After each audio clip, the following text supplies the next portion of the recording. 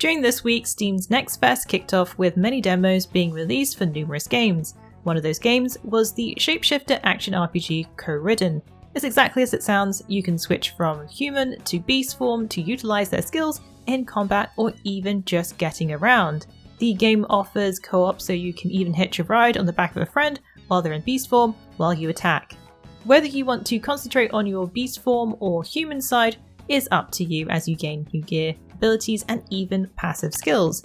You can even try out the adventure during Steam's Next Fest, as there is a demo available right now. Coridden is expected to release in Q3 of 2024. If you want more on this news or any news mentioned in this video, the link is in the description below. Granblue Fantasy Relink had a stellar weekend over on Steam, even becoming the second bestseller during its launch. It amassed over 100,000 players concurrently according to SteamDB, making it one of the most popular in its genre on the platform next to Monster Hunter World. At the time of this video was recorded, it held second place after Power World. In case you missed it, Granblue Fantasy Relink is set in the same universe as the fighting title, Granblue Fantasy Versus. The game is an action RPG which gains a number of fan favourites, which you can team up with in a party. But you don't have to venture out alone, as you can join forces with friends in co-op in Monster Hunter style encounters.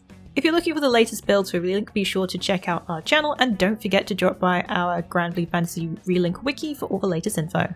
Crusader Kings 3 is looking to have an amazing year, looking ahead as Paradox has revealed a big roadmap that includes 2 large-scale expansions and also downloadable content. First up is the Legends of the Dead, which is labelled by Paradox as a core expansion. As the name suggests, Legends of the Dead, the expansion primarily focuses on legends, providing players with opportunities to enhance their fame and solidify their rules' legitimacy.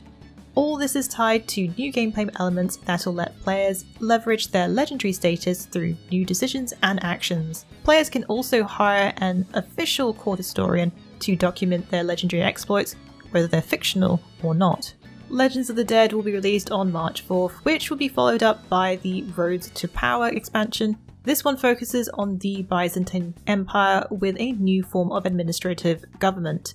It will give options to roam the land as an adventurer for hire. Also coming this year are the Wandering Nobles event pack and the Couture of the Cafe's cosmetic clothing DLC. This will be part of the Chapter 3 expansion pass for $43.98 and is available separately also.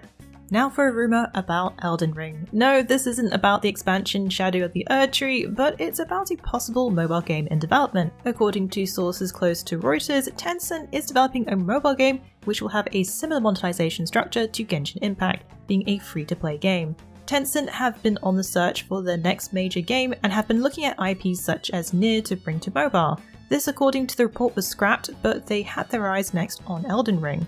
Tencent has a 16.25% stake in From Software's parent company, Kadokawa Corporation. When they made their investment initially, they did not mention that they would be developing a mobile game based on Elden Ring at the time. Bringing AAA games to mobile isn't completely unheard of, as Capcom brought the Resident Evil 4 remake to phones just last year, but the concept of a completely different pricing structure for Elden Ring, as described by the report, seems at odds. Of course, this hasn't been confirmed by either Tencent or Bandai Namco, so for now, take this with a pinch of salt. As for the development update for Elden Ring Shadow of the Erdtree expansion, there is actually a small update according to the recent Kadokawa's financial report. According to an FAQ section about the current status for the DLC, they are working hard on development but don't have a release date at this time. This week we got a closer look at Final Fantasy VII Rebirth, which got its own state of play by PlayStation, showing off a number of new details. Along with the showcase was the reveal of a demo for PlayStation 5, which is now available. The new gameplay revealed showed a massive world map which is made up of several areas joined together. Players can explore these lands on foot, by swimming, or even by riding chocobos. Also showcased were the mini-games both found throughout the world and those in the Gold Saucer. Players will be able to collect cards to use them in the Queen's Blood card game. We got a look at the bond system, which will be impacted by the choices you make. Getting closer to characters will mean you can go on a date with them to the Gold Saucer. This will affect how they perform in combat, unlocking new synergy skills. Also showing were the differences between how characters get around in the world.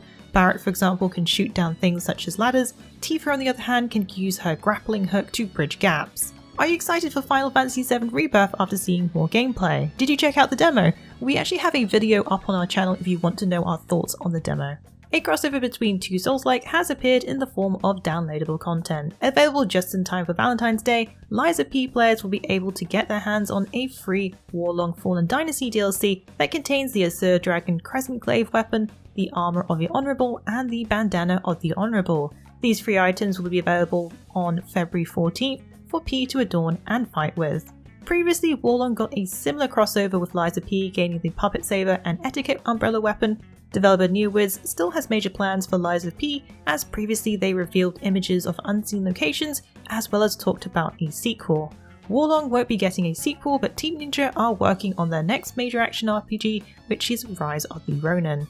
Speaking of Rise of the Ronin, the action RPG received a behind the scenes episode this week. It took a look at the different major cities set in the 1800s Japan. The video, which appears on the PlayStation blog, gives details about the action RPG's three major cities: Yokohama, Edo, which is today called Tokyo, and Kyoto. Players can experience each of these major places in an open world experience where East meets West. The main story won't be the only engaging narrative to follow, as there are side activities such as sumo missions that allow players to get to know the locals a bit better. These can also help to make dangerous areas more safe by taking down rogues. Rise of the Ronin will rise on March 22nd as an exclusive for PlayStation 5. Capcom have been taking a look at the different vocations coming to Dragon's Dogma 2. This time we get a look at the fighter with some new gameplay in the latest trailer. The fighter uses a sword and shield to powerfully lunge at enemies, causing some real damage. They can also bash their shield to taunt foes to draw aggro.